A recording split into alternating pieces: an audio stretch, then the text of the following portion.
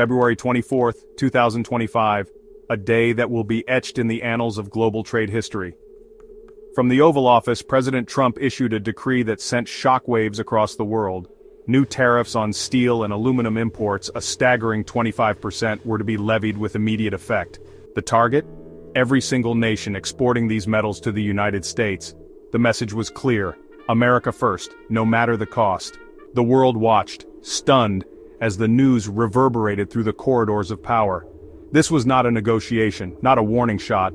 This was a full-blown assault on the global trade order, a declaration of economic war. The ramifications were immediate and far-reaching, with Europe still recovering from the pandemic's economic fallout, directly in the firing line. This was not a game. This was about livelihoods, about industries hanging in the balance. It was about the very fabric of international cooperation being torn apart by the whims of a single, powerful nation. The storm had arrived, and the world braced for impact. Panic, confusion, anger. These were the emotions that gripped Europe in the wake of Trump's announcement. The European Union, a bastion of free trade, found itself staring down the barrel of a trade war it didn't ask for.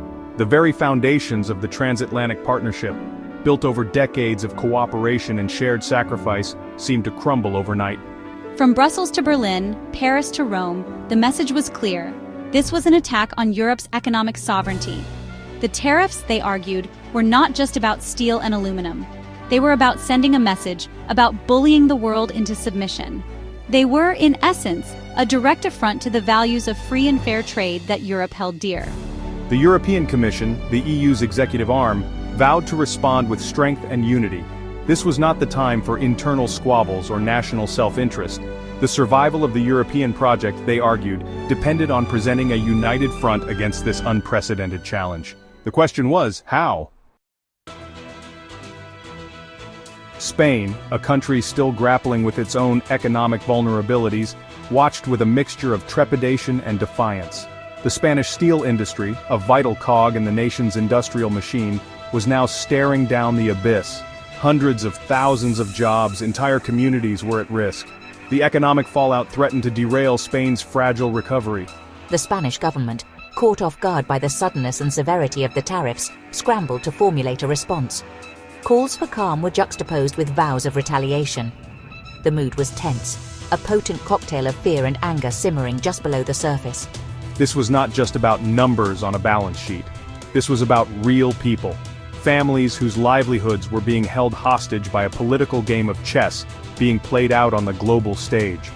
The Spanish people, known for their resilience and their fighting spirit, prepared to weather the storm, but the question remained: how much damage would be done before the clouds parted?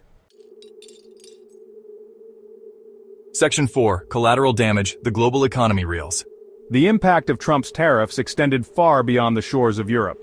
This was a global crisis, and the world economy, already teetering on the brink of uncertainty, threatened to spiral out of control.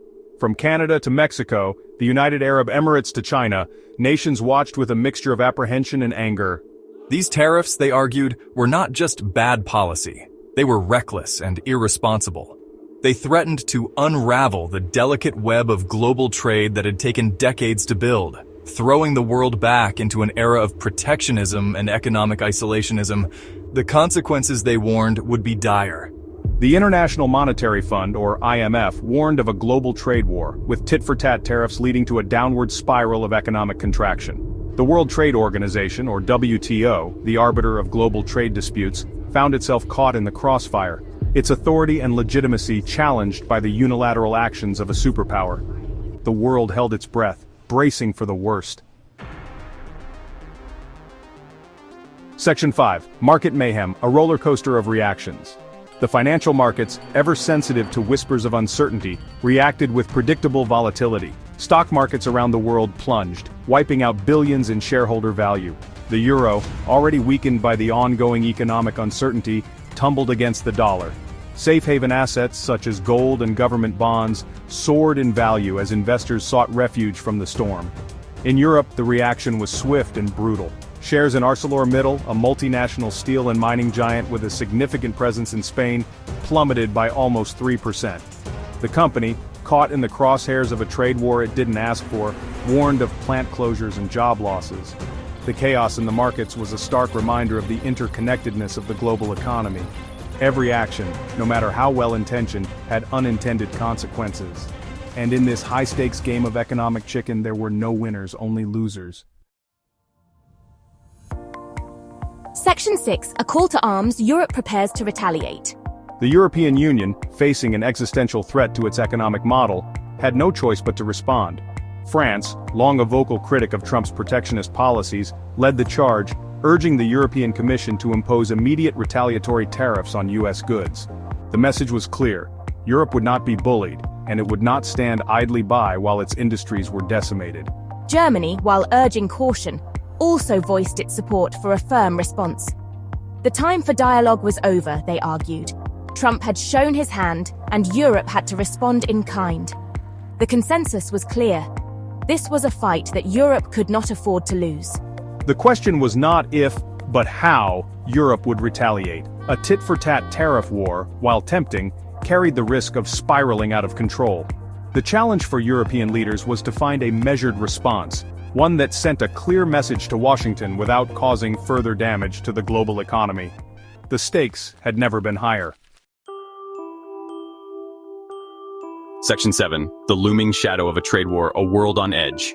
As the dust settled on Trump's bombshell announcement, the world held its breath, bracing for the next shoe to drop.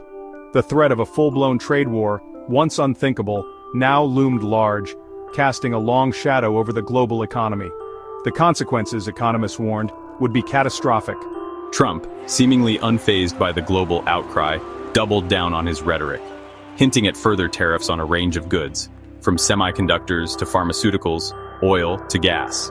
This was not about protecting American jobs, his critics argued.